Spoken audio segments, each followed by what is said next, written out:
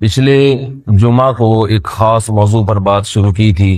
پہلے تو دعا کر لیتا ہوں اللہ تعالیٰ صحیح طرح سے بات کہنے کی، ہم سب کو سننے کی، پھر سمجھنے کی اور پھر عمل کی توفیق عطا فرمائے۔ پچھلے جمعہ ایک بات شروع کی تھی ایک موضوع پر، اسی موضوع سے متعلق آج بھی کچھ باتیں آپ کے سامنے رکھوں گا، اللہ تعالیٰ عمل کی توفیق دے۔ پچھلے جمعہ بات یہ شروع کی تھی کہ جب آپ کے سامنے زندگی گزارنے کا کوئی مقصد ہوتا ہے تو آپ کی جو ترجیحات ہیں، جو پرائیورٹیز ہیں، وہ تبدیل ہو جاتی ہیں۔ آج کل بہت سے لوگوں کو اسلام کی بہت ساری باتوں پر جو اعتراضات ہوتے ہیں، ان اعتراضات کی ایک بہت بڑی وجہ یہ ہوتی ہے کہ انہوں نے اپنے مقصد حیات کو سمجھا ہی نہیں ہوتا، ان کو یہ معلوم ہی نہیں ہوتا کہ اللہ نے ہمیں بنایا کیوں ہے۔ جب یہی نہیں پتا ہوگا کہ اللہ نے بنایا کیوں ہے تو پھر اللہ کی بہت ساری باتیں سمجھ میں نہیں آئیں گی، اور جب اللہ کی باتیں سمجھ میں نہیں آتی تو جو مذہب مخالف لوگ ہیں وہ مذہبی کا انکار کر دیتے ہیں، اور جو مذہب مخالف نہیں ہے بلکہ مذہب کو مانتے تو ہیں تو وہ بجائے مذہب کا انکار کرنے کے علماء کو برا بھلا کہنا شروع کر دیتے ہیں۔ کیوں برا بھلا کہتے ہیں؟ اس لیے برا بھلا کہتے ہیں کہ وہ یہ دعویٰ کرتے ہیں کہ علماء مذہب کی غلط تشریح کر رہے ہیں، کیونکہ علماء جو تشریح کر رہے ہوتے ہیں نا وہ ان کی سمجھ میں آ نہیں رہی ہوتی، تو بجائے اپنی سمجھ کو سیدھا کرنے کے وہ چاہتے ہیں کہ دین کو چینج کر دیا جائے یا مولاناؤں کو چینج کر دیا جائے، اپنی مرضی کے پھر مولویز لائے جائیں اور اپنی مرضی کی باتیں ان سے پھر کہلوائی جائیں، جو سب چیزوں کو حلال کر دیں، جو یہ کہہ دیں کہ موسیقی بھی حلال ہے، جو یہ کہہ دیں کہ داڑھی کا اسلام میں کوئی تصور نہیں ہے، جو یہ کہہ دیں کہ تراویح کی نماز کا سرے سے کوئی وجود ہے ہی نہیں، جو کہہ رہے ہیں آج کل چیزیں آپ کو پتہ ہے بہت چل رہی ہیں۔ پھر مزید ترقی کرتے کرتے کرتے کرتے یعنی لبرل ہونے کی بھی نا درجات ہیں اور فنڈامنٹلسٹ ہونے کے بھی درجات ہیں۔ بنیاد پرست اور لبرل، تو بنیاد پرستی میں ایک انتہا ہے اور ایک انتہا ہے لبرل ہونے میں۔ بنیاد پرستی کی انتہا کیا ہے کہ ہر جگہ پھٹو، ٹھیک ہے، ہر ایک کو مارو، ہر ایک پر کفر کا فتویٰ دو، اور لبرل ہونے کی انتہا کیا ہے؟ شیخ محمد بن جاؤ۔ محمد شیخ نام ہے، شیخ محمد نام ہے، ابھی نئے آئے ہیں محمد شیخ محمد، جن کا ایک مولوی صاحب سے یوٹیوب پہ مناظرہ ہے نا، وہ مولوی صاحب بیچارے پریشان بیٹھے ہوئے ہیں، ان کا دعویٰ ہے کہ میں صرف قرآن کو مانتا ہوں باقی کسی چیز کو نہیں مانتا، تو یہ لبرل مسلمان۔ اس سے پھر درجات ہیں، پروفیسر صاحب بھی لبرل ہیں لیکن اتنے زیادہ نہیں، تھوڑا تھوڑا نماز کو بہرحال وہ مانتے ہیں، جنت جہنم کو بھی مانتے ہیں، ختم نبوت کو بھی دبے دبے لفظوں میں اقرار کرتے ہیں، لیکن ساتھ ساتھ یہ بھی کہتے ہیں کہ قادیانیوں کو کافر مت کرو۔ وہ یہ بھی کہتے ہیں کہ آپ صلی اللہ علیہ وسلم آخری نبی ہیں مگر قادیانیوں کو کافر مت کرو۔ تھوڑا سا لبرل پنے کا تڑکا آ رہا ہے کہ یعنی آخری نبی بھی ہیں مگر قادیانیوں کو کافر۔ بھائی جب آخری نبی ہیں تو جو آخری نبی کے بعد کسی کو نبی مانے گا تو وہ تو جھوٹے نبی کو نبی مان رہا ہے، تو وہ کافر کیوں نہیں ہے؟ اس کی دلیل محترم یہ دیتے ہیں کہ ہمیں اللہ نے یہ ٹھیکہ نہیں دیا کہ ہم لوگوں کو کافر اور مسلمان بناتے پھریں، ہمیں اللہ نے یہ ٹھیکہ نہیں دیا۔ یقیناً مجھے اللہ نے یہ ٹھیکہ نہیں دیا کہ میں اپنی مرضی سے کسی کو کافر کہوں اور اپنی مرضی سے کسی کو مسلمان، واقعی نہیں دیا۔ لیکن اللہ اور اس کے رسول نے اگر کسی کو کافر قرار دیا ہے تو پھر ہمیں اس کو کافروں کی فہرست سے نکالنے کا اللہ نے ٹھیکہ، بولو بھائی، پھر اگر آپ اس کو کافر نہیں کہہ رہے، اس کا مطلب یہ ہے کہ آپ اسلام کے ٹھیکیدار بن کر اپنی مرضی سے لوگوں کو دائرہ اسلام میں داخل کر رہے ہیں اور اپنی مرضی سے لوگوں کو دائرہ اسلام سے نکال رہے ہیں۔ جیسے اپنی مرضی سے دائرہ اسلام سے نکالنا جائز نہیں ہے تو اپنی مرضی سے کسی کو زبردستی دائرہ اسلام میں داخل ہونے کا فتویٰ دینا بھی جائز نہیں ہے، یہ فیصلہ اللہ نے کر دیا ہے۔ ہاں اتنی بات ضرور ہے کہ جب تک 100% دلائل سے پتہ نہ چل جائے کسی کا کافر ہونا، محض توہمات کی بنیاد پر، محض غلط فہمیوں کی بنیاد پر، محض معمولی باتوں کو پکڑنے کی بنیاد پر آپ کسی کو کافر نہیں کہہ سکتے، جیسے کہ آج کل یہ بھی ہو رہا ہے۔ ذرا سا لفظ کسی کا پکڑ لیتے ہیں اور گستاخ رسول کا فتویٰ تھوپ دیتے ہیں۔ کسی نے ابھی حضرت مولانا طارق جمیل صاحب کا ایک کلپ بھیجا میرے پاس، انہوں نے اس کلپ میں کچھ اس طرح کے الفاظ کہے کہ قرآن میں گویا ایٹم بم کی طرح ہے، کچھ اس طرح کے الفاظ ان کے فتویٰ لگا دیا کہ یہ قرآن کی کیا کر رہے ہیں، توہین کر رہے ہیں۔ ذرا سی باتوں پہ لوگ پکڑتے ہیں، حالانکہ اس کا توہین سے کوئی تعلق نہیں ہوتا۔ کسی کی بات کو سمجھنے کی کوشش کیا کرو۔ ایک بات کر کے پھر بس میں آگے چلتا ہوں۔ دیکھیے قرآن مجید میں اللہ تعالیٰ کا ارشاد ہے وَلَمَّا ضُرِبَ ابْنُ مَرْيَمَ مَثَلًا وَلَمَّا ضُرِبَ ابْنُ مَرْيَمَ مَثَلًا إِذَا قَوْمُكَ مِنْهُ يَصِدُّونَ۔ قرآن کے الفاظ ہیں، خوب اچھی طرح سمجھیں کہ میں کیا کہہ رہا ہوں۔ قرآن مجید میں جب یہ آیات نازل ہوئیں انکم وما تعبدون من دون اللہ حصب جہنم، لوگ مجھے کہتے ہیں آپ بیان میں قرآن کا حوالہ کیوں نہیں دیتے ہیں، آیت نمبر کیوں نہیں بتاتے؟ میں پوری آیت پڑھ کے سنا دیتا ہوں، تو اب آیت نمبر کی کیا ضرورت ہے آپ لوگوں کو؟ او بھائی ایک آدمی حوالہ نمبر دے وہ زیادہ بہتر ہے کہ پوری آیت پڑھ کے سنا دے، یہ آیت کا ٹکڑا پڑھ کے سنا دے، کیا خیال ہے؟ تو آم کھانے سے مطلب ہونا چاہیے، پیڑ گننے سے مطلب نہیں ہونا چاہیے۔ تو آپ وہ آیت گوگل پہ لکھیں تو گوگل آپ کو نکال کے دے دے گا وہ آیت۔ تو قرآن کے الفاظ کیا ہے؟ انکم وما تعبدون من دون اللہ حصب جہنم۔ اللہ نے مشرکین سے کہا کہ تم جن معبودوں کی عبادت کرتے ہو، غیر مسلموں سے اللہ نے کہا کہ تم خود بھی، توجہ ہے نا آپ لوگوں کی، بہت اہم بات عرض کر رہا ہوں آپ کے سامنے، اس کو اچھی طرح پوائنٹ یہ اپنے پلو میں باندھ لیں، اس کے بعد آپ کو ہر جگہ گستاخی نظر نہیں آئے گی، آپ کو لوگوں کو سے اچھا گمان رکھنا انشاءاللہ سیکھ جائیں گے، چاہے وہ کسی بھی مسلک کا ہو، اس میں مسلک کی بات نہیں ہے، کوئی بھی ہو۔ جب یہ اصول آپ کے ذہن میں رہے گا جو قرآن سے ثابت ہے، اور ویسے بھی کامن سینس کی بات بھی ہے، لیکن بعض لوگوں میں سینس ہوتی نہیں ہے، تو ان کو کیسے سمجھائیں؟ تو پھر ان کو قرآن کی جب آیت دے دی جائے نا تو پھر یہ مضبوط دلیل بن جاتی ہے، بشرطے کہ وہ قرآن کو مانتا بھی ہو۔ یہاں تک سمجھ میں آ گئی؟ ٹی وی میں تو نہیں آ رہا میں ہے بھائی؟ آج پنکھوں کا بہت شور ہو رہا ہے جی، اچھا چلیں خیر۔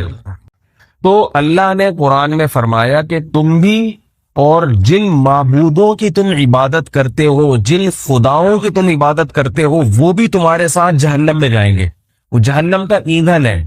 سمجھ گئے؟ یہاں تک یہ قرآن نے دعویٰ کیا، فوراً مشرکین نے اعتراض شروع کر دیا، آپ نے تو اے نبی، آپ نے تو اے محمد صلی اللہ علیہ وسلم، آپ نے تو جتنے خدا تھے سب کو جہنمی قرار دے دیا، کیونکہ کافر بعض ایسے خداؤں کو بھی، من گھڑت خداؤں کی بھی عبادت کرتے ہیں جو آپ کی رائے کے مطابق بھی کیا ہے؟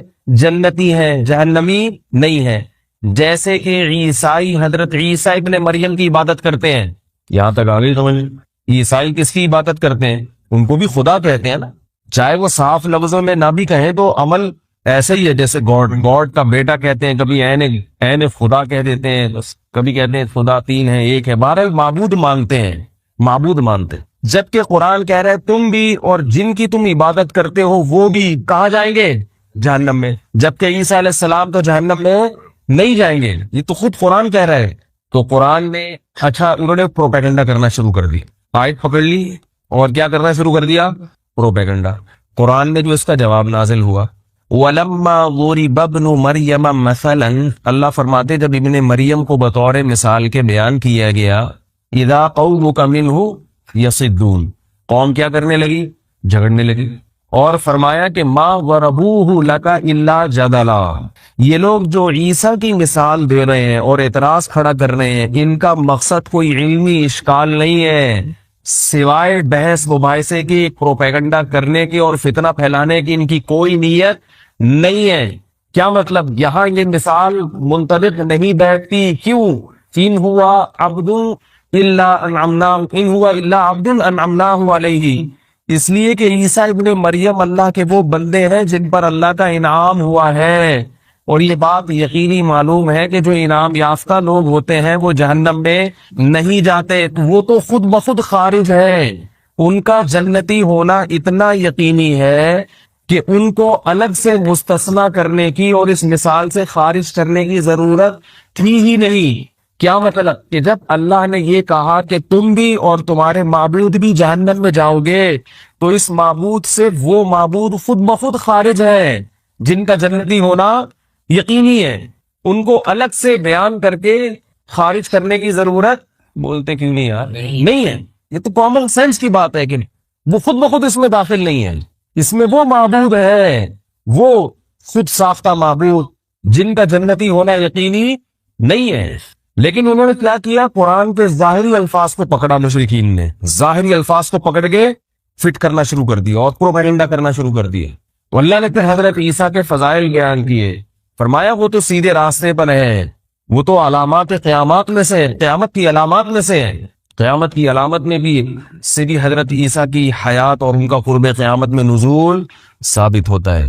وَإِنَّهُ لَعِلْمٌ لِلسَّاعَةِ، فرمایا وہ قیامت کا ایک بہت بڑا علم ہے. اللہ نے کسی نبی کو قیامت کا علم نہیں قرار دیا، حضرت عیسیٰ کو قرار دیا. اس سے بھی صاف پتہ چلتا ہے کہ عیسیٰ ابن مریم نے قرب قیامت میں نازل ہونا ہے. نازل ہوں گے تو لوگوں کو یقین آ جائے گا کہ قیامت کیا ہو رہی ہے، قریب آ گئی ہے. تو میں یہ کر رہا تھا کہ کسی کے الفاظ کے ظاہر کو پکڑ لینا اور اس سے فتنہ کھڑا کر دینا، یہ کن لوگوں کا کام ہے؟ فتنہ پرستوں کا کام ہے. پھر وہ علماء سے کہتے ہیں اس کی وضاحت کرو، پھر وہ وضاحت کریں گے تو اس وضاحت کی بیان میں سے کچھ پکڑ لیں گے، پھر اس وضاحت کی وضاحت، پھر اس وضاحت کی وضاحت، تو عجیب سا ملغوبہ بن جائے گا. تو خود بخود ہی یہ کام کیوں نہیں کر لیتے کہ جو شخص بیٹھا ہے لوگوں کے سامنے دین کی بات کر رہا ہے اس کے بارے میں اچھا گمان رکھ لو کہ وہ غیر مسلم نہیں ہے، وہ گستاخ رسول نہیں ہے. وہ کیوں گستاخی کرے گا؟ وہ قرآن کا منکر نہیں ہے. جب وہ کوئی بات کرے جس کے دو مطلب نکلتے ہو تو خود بخود اس کو اچھے مطلب پر معمول کرنا ہماری بولتے کیوں نہیں ذمہ داری. بات آ گئی سمجھ میں؟ نہیں ہے میرا خیال. تو اب جو یہ یوٹیوب پہ آتا ہے نا کہ فلاں نے یہ بیان دیا، تو اس طرح یہ تحریروں میں بھی ہے. تحریروں میں بھی اگر کوئی ایسا پہلو نکل رہا ہے گستاخی کا، لیکن اس کا ایک اچھا پہلو بھی نکل رہا ہے، تو شریعت کیا کہتی ہے؟ اس کو گستاخی پر محمول کرنے کے بجائے صحیح معامل تلاش کیا جائے، اچھا معامل تلاش کیا جائے گا، اس کا اچھے یعنی لفظوں میں یاد کیا جائے گا اس کو. اس کی مثال ایسے ہے، دیکھو کوئی شخص یہ بیان کرے، میرے پاس تو زیادہ تر لوگ مولانا طارق جمیل صاحب کے کلپ بھیجتے ہیں. انہوں نے یوں کہا، تو کیونکہ مشہور وہ ہیں زیادہ، ان کی تقریریں زیادہ مشہور ہیں. انہوں نے بیان میں یہ کہا کہ اللہ نے جنازہ پڑھایا نبی صلی اللہ علیہ وسلم کا، تو یہ تو گستاخی ہو گئی. میں نے کہا اس میں گستاخی کیا ہو گئی بھائی؟ ہاں یہ الگ بات ہے کہ یہ حدیث سند کے لحاظ سے بہت کمزور ہے، اتنی کمزور روایت ہے. یہ تاریخی واقعہ ہے، وہ روایت بھی ایسی نہیں ہے. تو میں اس واقعے کو درست نہیں مانتا. یہ جو اللہ کا نے جنازہ پڑھایا، اس میں اختلاف رائے ہو سکتا ہے. ایک عالم کی یہ رائے ہو سکتی ہے کہ کوئی بھی تاریخی روایت ہے تو اس سے کوئی فقہی مسئلہ اگر ثابت نہیں ہو رہا تو اس کو بیان کرنے میں کوئی حرج نہیں ہے، ان سے کوئی حلال و حرام کا مسئلہ ثابت نہیں ہوا. دوسرے مولوی صاحب کی یہ رائے ہو سکتی ہے کہ نہیں بھائی اس قسم کی چیزوں میں روایت ذرا ٹھیک ہے، بہت زیادہ صحیح روایت نہ ہو لیکن بہت کمزور بھی نہ ہو، تو یہ اختلاف رائے ہو سکتا ہے. لیکن اس میں گستاخی کا پہلو نکالنا یہ زیادتی ہے بھائی. گستاخی تو جب ہوتی جب کوئی کہتا معاذ اللہ نقل کفر، اللہ کا جنازہ معاذ اللہ پڑھا گیا، نقل کفر، کفر نباشر، معاذ اللہ. اس میں گستاخی کہاں سے نکل آئی؟ اس طرح کی چیزیں تو حدیث میں بھی ہیں. رسول اللہ صلی اللہ علیہ وسلم نے ارشاد فرمایا کہ جب کوئی بندہ کثرت سے نوافل پڑھتا ہے، نفلی عبادت کرتا ہے، صحیح حدیث ہے، تو اللہ تعالیٰ اس کے ہاتھ بن جاتے ہیں جس سے وہ پکڑتا ہے. اللہ اس کی آنکھیں بن جاتے ہیں جن سے وہ دیکھتا ہے. اللہ اس کے کان بن جاتے ہیں جن سے وہ بولتے کیوں نہیں سنتا ہے. اب اگر ہمارے زمانے میں کوئی مولوی صاحب ممبر پہ بیٹھ کے یہ مثال دے دیں کہ تم کثرت سے عبادت کرو گے تو اللہ تمہارے ہاتھ بن جائے گا، تم کثرت سے عبادت کرو گے تو اللہ تمہاری آنکھیں بن جائے گا، کم از کم 1,85,00,000 کلپ اس کے خلاف مارکیٹ میں آئیں گے کہ گستاخ ہے. یہ اللہ کو کبھی کہہ رہے ہاتھ بن جاتا ہے، کہ اللہ کو کبھی کہہ رہے آنکھیں بن جاتا ہے، اور آنکھیں بھی اس کی بن رہا ہے، اس سامنے والے کی، جس سامنے کوئی بھی ہو سکتا ہے. یہ دور چل رہا ہے، سمجھ رہے ہیں؟ یہ فتنے کا دور ہے. عمل زیرو مگر باتوں کو ایسا پکڑتے ہیں. تو یاد رکھو یہ لوگ دین کی خدمت نہیں کر رہے، لوگوں کو دین سے دور کر رہے ہیں. تبھی لبرل طبقہ دین سے اور دور ہو رہا ہے، علماء سے اور دور ہو رہا ہے. بھائی ان کا تو کچھ پتہ نہیں کب کون سی بات پکڑ لیں. اسی طرح یہ چپل پہ معاذ اللہ کبھی آ رہا ہے اللہ کا نام لکھا ہوا ہے، ایسی کبھی تصویر کبھی آ رہا ہے کہ وہ کیوں چپل پہ اللہ کا نام لکھے گا کوئی اللہ کے بندو؟ ذرا سی بھی کوئی دائیں بائیں لکیریں گھوم رہی ہوتی ہے نا یوں کر کے، اس کو بنا دیتے ہیں کہ چپل پہ کیا لکھا ہوا ہے، فلاں کمپنی نے چپل پہ اللہ کو لہٰذا فلاں کمپنی کا بائیکاٹ کرو۔ کمپنیوں کا بائیکاٹ تو نہیں ہوگا، اس سے لوگ بالآخر آہستہ آہستہ علماء سے دور ہونا شروع ہو جائیں گے کہ یار ان مولویوں کو کوئی پتہ نہیں ہے کب کس چیز کو پکڑ لیں۔ ایسے لوگ اسلام دشمن بھی ہو سکتے ہیں۔ اسی طرح یہ بھی میسج بہت چلتے ہیں، فلاں امریکہ کے فلاں شہر میں ایک فلم بنائی گئی ہے جس میں فلانی بزرگ کا مذاق اڑایا گیا، جس میں نبی کا مذاق اڑایا گیا۔ لوگ بغیر تصدیق کے ایسی چیزوں کو واٹس ایپ پہ آگے بھیج دیتے ہیں۔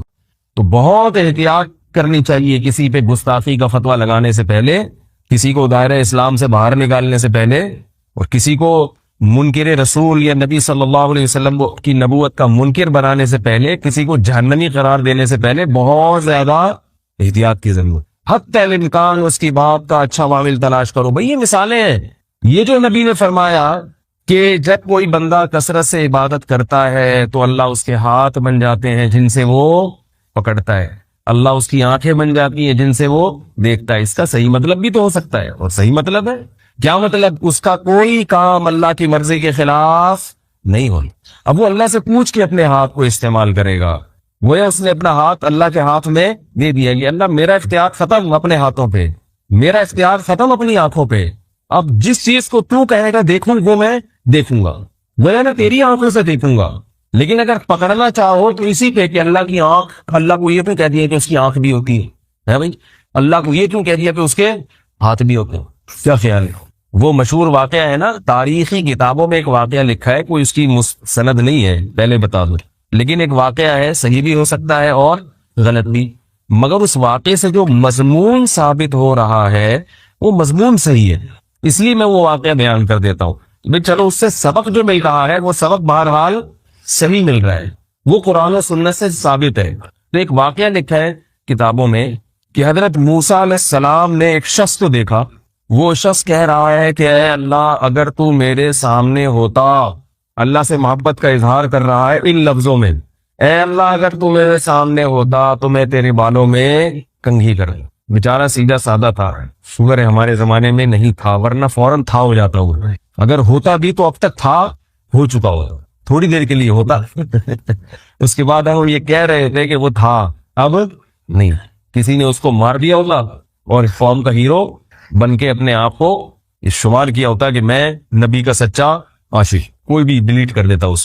میں یہ نہیں کہہ رہا گستاخوں کے خلاف آپ کیس نہ کریں، لیکن گستاخی واضح لفظوں میں ہو، کسی کی بات کو بیٹھ کے بال کی کھال اتار کے اس کو ادھر ادھر لے جانا، اس کو گستاخی پر معمول کرنا، یہ قرآن کی مخالفت ہے۔ قرآن میں آتا ہے کہ یا ایھا الذین آمنوا اجتنبوا کثیرا من الظن، اے ایمان والو بدگمانی سے بچو، بدگمانی سے بچو، اچھا معامل تلاش کرو، اچھے رخ پر لے کر جاؤ اس کو۔ یہ یا رسول اللہ مدد پر ایک بات کرنی ہے میرے کلپ، اس کو بھی لوگوں نے کاٹ چھاٹ کے نا وہ غلط اس پہ لے کے گئے، یا رسول اللہ والی کلپ وہ سے بھی بات کروں گا میں۔ تو وہ کہنے لگا کہ اے اللہ اگر تو میرے سامنے ہوتا تو میں تیرے بال بناتا۔ اس بیچارے کو نہیں پتا، جتنی اس کی عقل تھی اسی حساب سے وہ محبت کا اظہار ہے۔ میں کھانا کھلاتا اس کو، میں اللہ تجھے کھانا کھلاتا، تیری ساری ضرورتیں پوری کرتا ہے۔ تو کہتے ہیں حضرت موسیٰ علیہ السلام کو غصہ آیا، جلالی تھے، ٹھیک ٹھاک طریقے سے ڈانٹ لگا دی اس کو۔ تو اللہ تعالیٰ نے حضرت موسیٰ علیہ السلام سے فرمایا، جس کو مولانا رومی نے ان اشعار میں پیش کیا ہے، تو برائے وصل کردن آمدی، تو برائے وصل کردن آمدی، نے برائے فصل کردن آمدی۔ اے موسیٰ تو لوگوں کو اللہ سے جوڑنے کے لیے آیا ہے، اللہ سے توڑنے کے لیے نہیں آیا۔ اس کی بیچارے کی مینٹل اپروچ اتنی ہے، اس کی سمجھ میں دیکھو، ہمیں جو قرآن و حدیث نے اللہ کی جو ذات کے لحاظ سے جو باتیں کی ہیں نا، ایک تو اللہ کے وہ اوصاف ہیں، اللہ طاقتور ہے، اللہ علم والا ہے، اللہ قدرت والا ہے، یہ تو سب کی سمجھ میں آتی ہے، لیکن ہمارے ذہن سے قریب کرنے کے لیے، ہمیں اللہ کی ذات سمجھانے کے لیے قرآن میں اللہ کے لیے کچھ ایسے الفاظ استعمال ہوئے جو متشابہات میں سے ہیں، جن کی پوری کیفیات ہم نہیں سمجھتے۔ تو ہمیں یعنی ایک چیز ہماری فہم کے قریب کرنے کے لیے، جیسے حدیث میں آتا ہے قیامت کے دن اللہ روٹی پکائیں گے، اتنی بڑی روٹی ہوگی رحمان کے ہاتھوں سے پکے گی۔ صحابہ ان چیزوں کی گہرائی میں نہیں جاتے تھے کہ یا رسول اللہ، اللہ کے ہاتھ کیسے ہیں اور روٹی کیسے پکائے گا؟ ایک بات سمجھا دی ہمیں، بتا دیا بھائی اللہ اپنے بندوں سے محبت کا اس طریقے سے اظہار کرے گا۔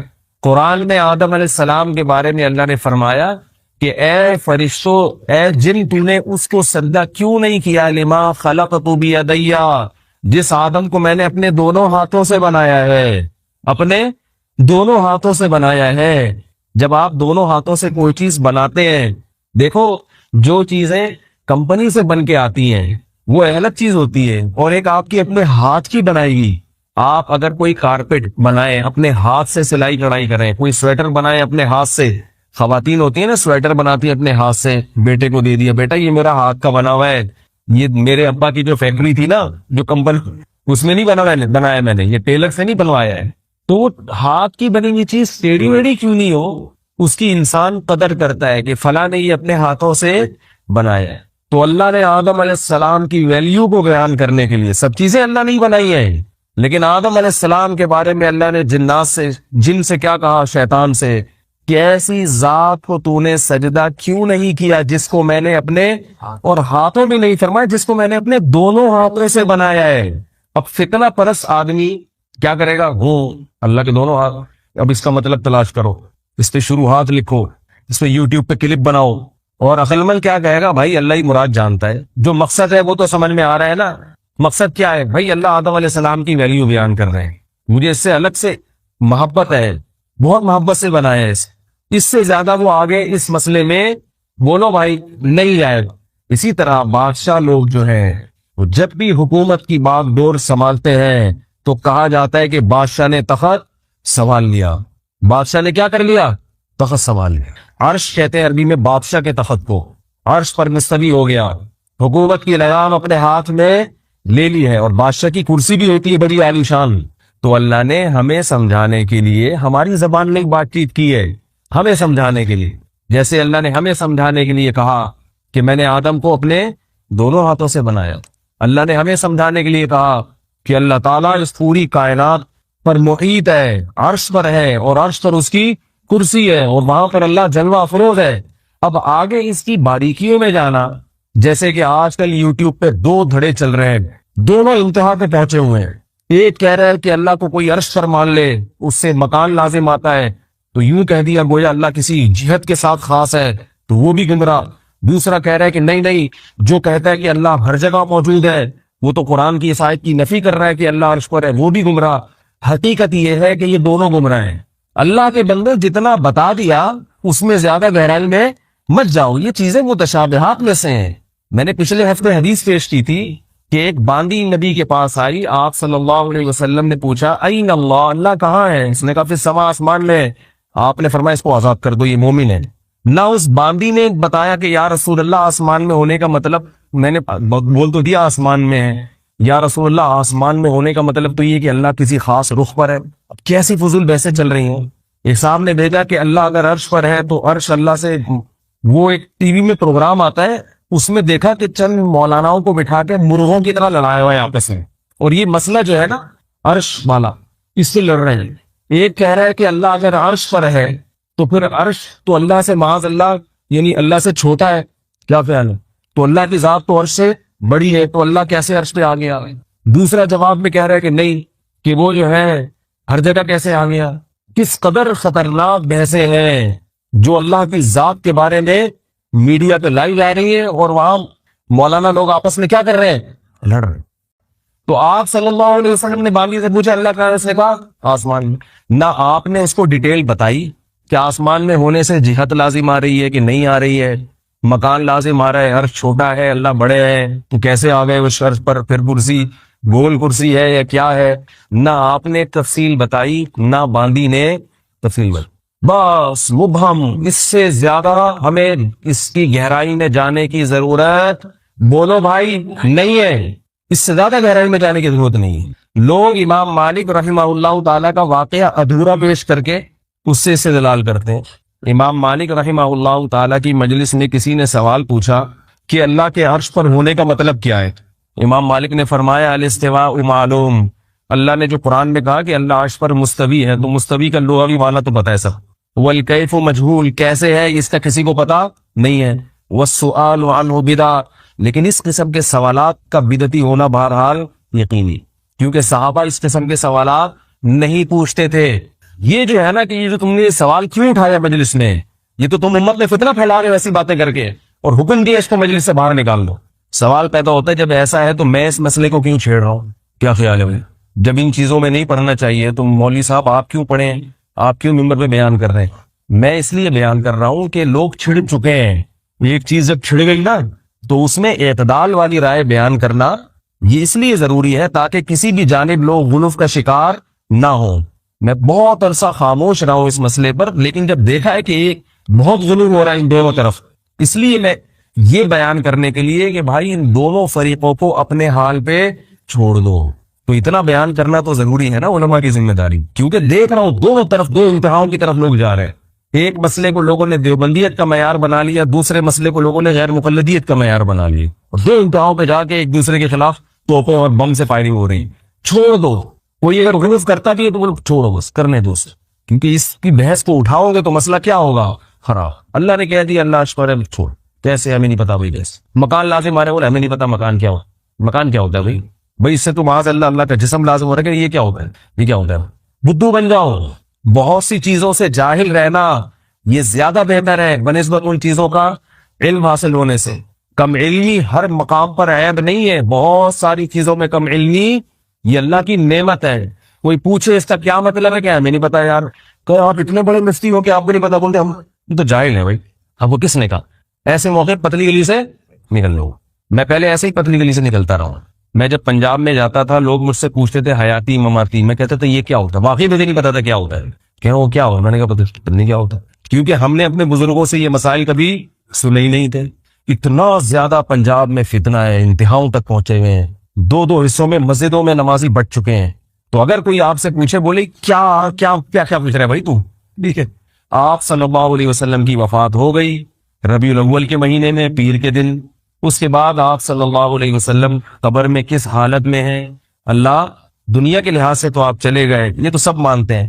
وہاں اللہ نے اپنے نبی صلی اللہ علیہ وسلم کو کوئی مخصوص قسم کی حیات دی ہے، وہ بھی سب کا عقیدہ ہے. وہ حیات مخصوص کیونکہ شہداء کو جب دی ہے تو انبیاء کو یقیناً اس سے افضل ملی ہوگی جو برزخی حیات ہے. بس اس سے آگے کوئی کہتا ہے نہیں وہ یوں ہے تو وہ یوں ہے، بولے وہ آگے مجھے نہیں پتا ہے، مجھے تو یہ بتا. اس سے پوچھو اس طرح کی بحث ہے، مجھے تو یہ بتا رشتہ نہیں مل رہا. کوئی کمارا یہ پوچھتے کہ یار رشتہ نہیں مل رہا، کوئی اچھا سا رشتہ بتا دے یار. چھوڑ یار اس رشتہ نہیں مل رہا، کیا بتا دے اچھا سا. بے روزگار ہے تو کہ یار کہیں سے جاب دلا دے یار. کیا خیال ہے؟ تو ہر چیز میں نہ الجھو ورنہ گمراہی کی طرف نکل جاؤ. اور اگر کوئی عالم کر رہا ہے اس کو بھی چھوڑ دو اپنے حال. بھائی حضرت جی ہوں گے دامت برکاتہم بہت پہنچے ہوئے ہیں، ان کا یہی خیال ہوگا. وہ حضرت جی جب آپ کو بتائے نا یہ مسئلہ تو بولے حضرت جی ٹھیک ہے آپ بہت اچھے ہیں لیکن مجھے کوئی اچھا سا رشتہ بتا دیں، اچھی نہیں مل رہی، جاب نہیں مل رہی، کوئی وظیفہ بتا دیں، دعا کر دیں. یہ پوچھا کرو.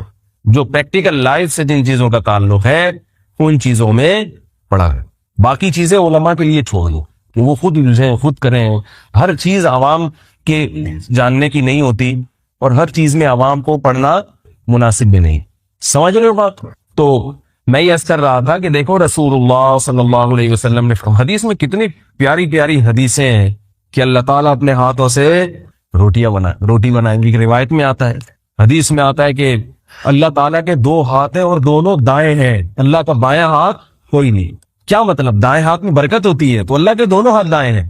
اب طبیعت میں اگر فتنہ نہیں ہے تو یہ حدیث سن کے بڑا مزہ آئے گا، اور اگر طبیعت میں فتنہ ہے شیطان تو یہ بیٹھا رہے گا یار اس کا کیا مطلب ہے دو ہاتھ کیا بھائی، اور وہ بھی سیدھے. یار ایک طرف یہ والا جب سیدھا ہو گیا تو یہ والا سیدھا کیسے ہو گیا؟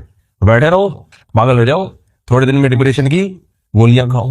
اور اس طرح کی بہت ساری روایت حدیث میں آتا ہے کہ اللہ تعالیٰ رات کے آخری حصے میں آسمان دنیا پر آ جاتے ہیں اور کہتے ہیں حل من مستغفر اغفر لہ، کوئی ہے مجھ سے گناہوں کی مغفرت طلب کرنے والا، کوئی ہے جس نے دن میں گناہ کیا ہو اور اب رات کے آخری حصے میں مجھ سے معافی مانگ رہا ہو تو میں اس کے قریب آ گیا ہوں.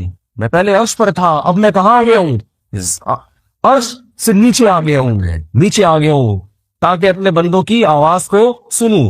سمجھدار لوگ اس حدیث کو غنیمت سمجھتے ہیں کہ ہمارا رب پہلے بھی ہم سے قریب تھا اور اس وقت میں اور زیادہ قریب ہو گیا. تو عقل مند لوگ اس وقت کو غنیمت جان کے رب کے سامنے کھڑے ہو جاتے ہیں. اور احمق اور بیوقوف یوٹیوب پہ سرچ کرتا ہے کہ اس حدیث کا بولو بھائی مطلب کیا ہے. غیر مقلد پہلے حدیث کیا کہتے ہیں اس حدیث کی تشریح میں, اور دیوبندی کیا کہتے ہیں, اور بریلویوں کا کیا کانسیپٹ ہے, اور پھر الجھتا رہتا ہے.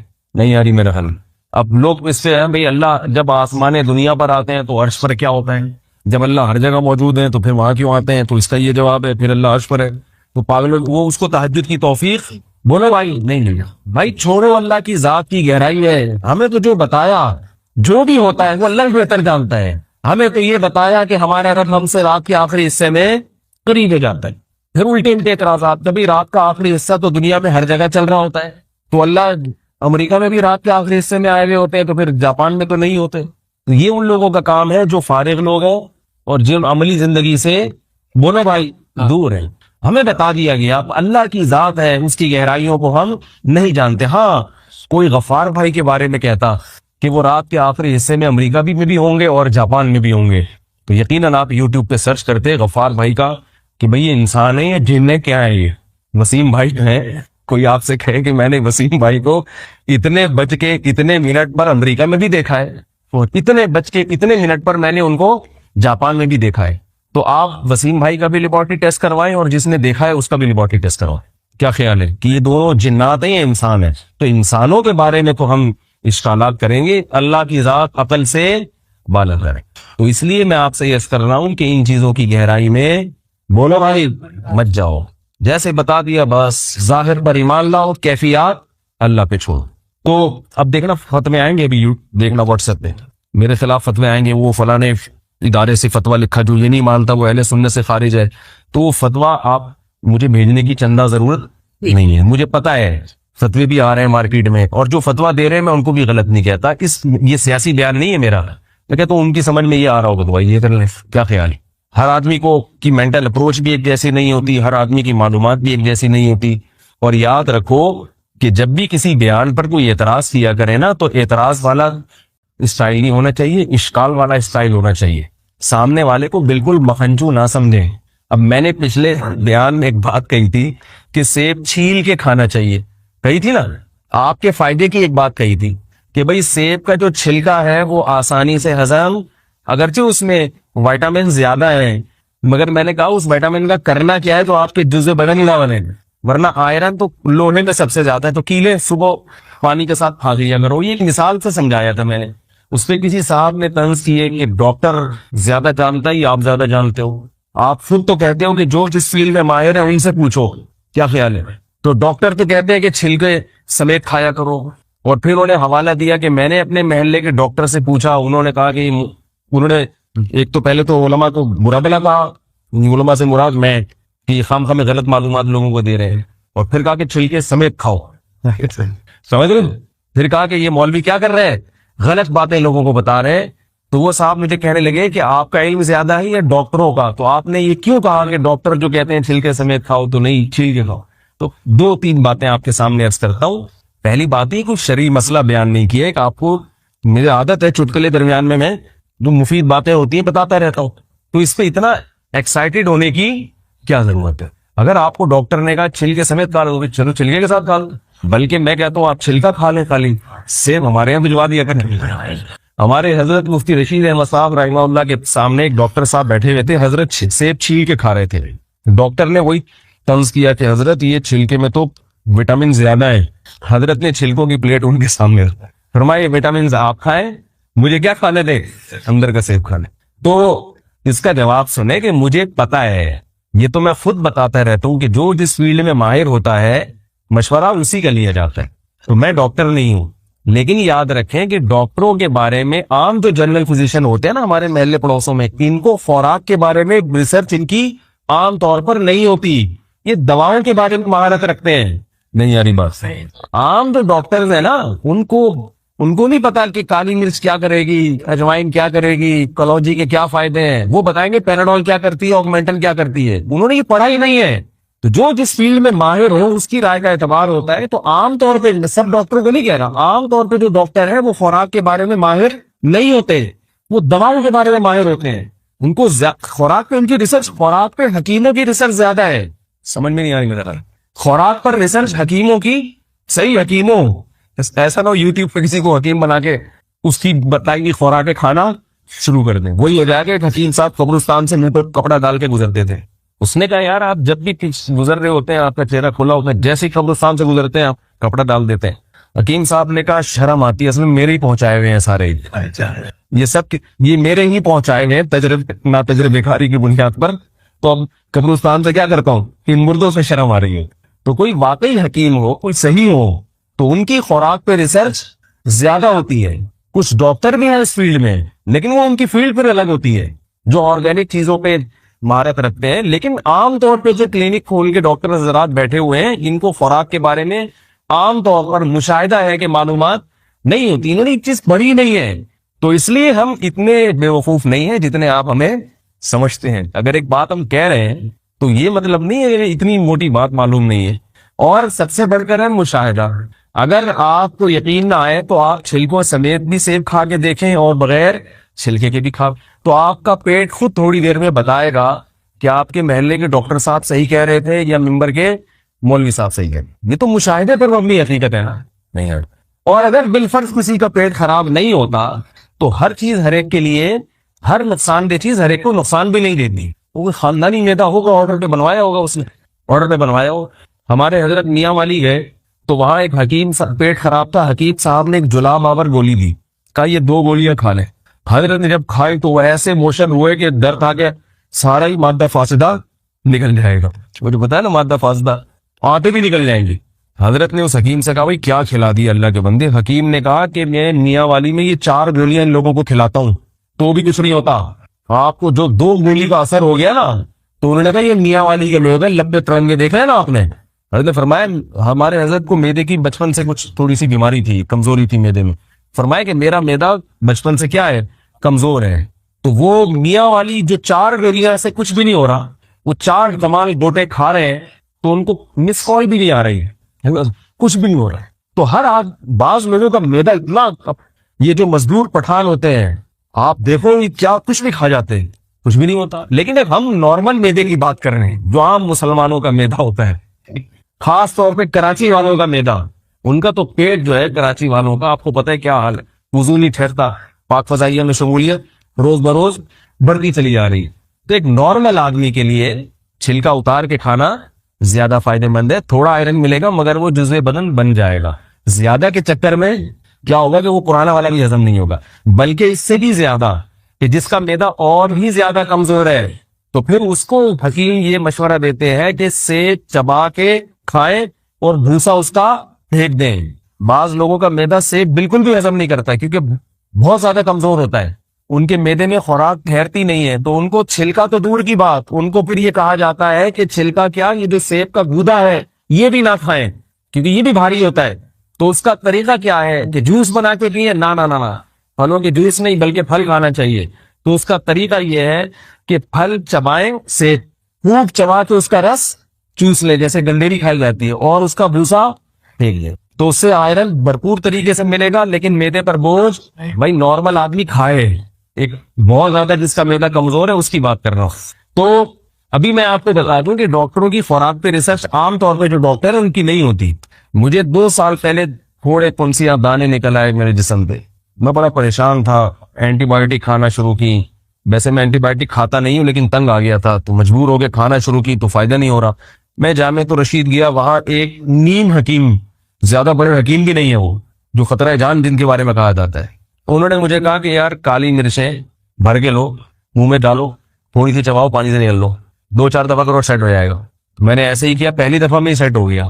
کالی مرچ منہ میں ڈالی، تھوڑی سی چبائی اور بولے بھائی نکل لی. طبیعت ہل کو گئی تھوڑی دیر کے لیے، آنکھیں بھی کھل گئی اور عجیب سا ہو گیا.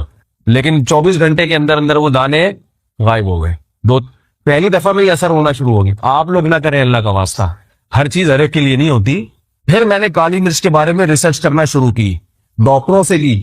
ایک ڈاکٹر ہے جو خوراک کے بڑے ماہر، میں نے کہا حکیم صاحب نے بتایا کہ بھئی یہ دانے وانے پوڑے پنسیاں نکلی، وہ کالی مرچ کو ایسے پانی سے پھانک لو. تو انہوں نے پھر بتایا کہ کالی مرچ میں وٹامن سی بہت زیادہ ہوتا ہے. پھر ایک اچھے حکیم سے بھی رابطہ کر کے ان سے پوچھا کہ یہ کالی مرچ، انہوں نے بتایا کہ کالی مرچ وغیرہ وغیرہ وغیرہ. یہ بھی ہماری کوئی ہیلتھ کا چینل نہیں ہے تو پتا چلا کہ واقعی یہ کیا کرتی ہے، جسم میں جتنے بھی فاسد چیزیں ہیں یہ آپ کی باہر جسم سے باہر نکال. پھر انہوں نے بتایا کہ جتنے بھی یہ جو اچھے حکیم لوگ ہوتے ہیں نا، یہ کچن سے باہر نہیں جانے دیتے. آپ کے کچن میں ہر چیز موجود ہے. جو عام طور پہ جو بیماریاں ہو رہی ہیں ان سے علاج کی ہر چیز موجود ہے. ابھی پرسوں جامعہ رشید میں ایک ڈاکٹر صاحب تھے، انہوں نے ایک ہیلتھ کے حوالے سے لیکچر دیا. اس میں انہوں نے بڑی زبردست بات کہی. انہوں نے کہا یہ پین کلر آپ لوگ کھا رہے ہیں تو خود تھوڑی سا سوچو کہ جب پیناڈول ایجاد نہیں ہوئی تھی اس وقت لوگ درد ختم کرنے کے لیے کیا کھاتے تھے؟ اس وقت تو اللہ نے کوئی چیز پیدا کی ہوگی نا، ورنہ کیا درد سے تڑپتے رہتے تھے. ظاہر ہے اس میں یہی ہلدی دودھ میں ڈال کے، گرم دودھ میں ڈال کے ہلدی پی، یہ کر لیا. تو ایلوپیتھک دواؤں کی طرف